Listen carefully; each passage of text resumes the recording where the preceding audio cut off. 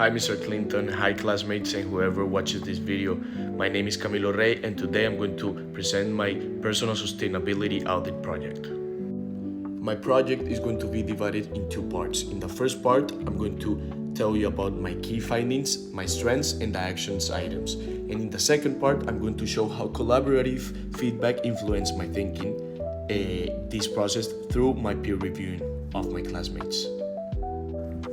So let's look at my findings. My single greatest strength is transportation. I don't have a car and I use scooter to drive all around campus and go to my classes. So I don't do any emissions for transportation. I have effectively zero emissions. This is a huge win, especially considering transportation is the largest emission sector in the US. The real opportunities for improvement lie in four areas with all affordable fixes: home energy, water use, food systems, and waste and purchasing.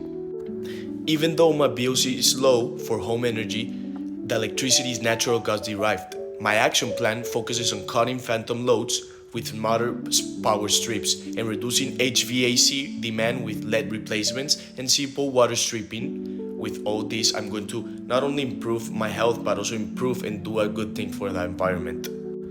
The second one is water use. Here I'm installing a low-cost water sense, shower heads and aerators, which helps me save some money and help the environment. Coupled with better habits, this will achieve a measurable reduction in use, aligning perfectly with Florida's focus on household conservation, and this will help entirely my economy and the environment.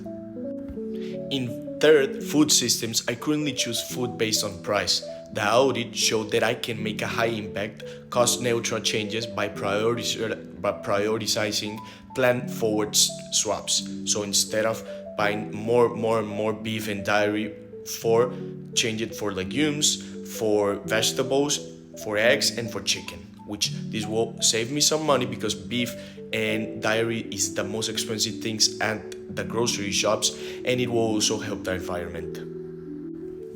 And for the fourth, waste and purchasing, I need to tackle single-use party supplies. I'm investigating in a reusable party kit and committing to properly using local free drops-offs for e-waste and hazardous items to avoid contamination. This will earn me and save some money and will also help the environment a lot.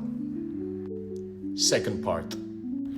How collaborative feedback influenced my thinking. The feedback from my colleagues and instructor was essential in refining my approach. In fact, it's definitely not an option here, as the feedback fundamentally shifted my focus in two key ways. First, I had to explain the why in depth. My initial draft listed the improvements but didn't clearly state the environmental mechanism. For example, my colleague Andres Leon's comment prompted to me on emphasizing on weather stripping and thermostat discipline that are vital because they directly reduce HVAC demand, cutting back on those natural gas-derived grid emissions. This helps a lot the environment. Similarly, I now explicitly state that composting is important because it reduces methane, which is a potent gas that emits through the air and it contaminates it a lot. And this will help a lot. Secondly, I had to prioritize my impact. So my classmates challenged me to identify which of the 5 areas was responsible for the majority of my environmental footprint, forcing me to move beyond just low bills and low cost. While transportation is minimized, I realized that my food choices are likely like the largest remaining contributor to contaminating the earth. And this is where I had to change a lot and create a plan for the bigger impact and change all these habits I have.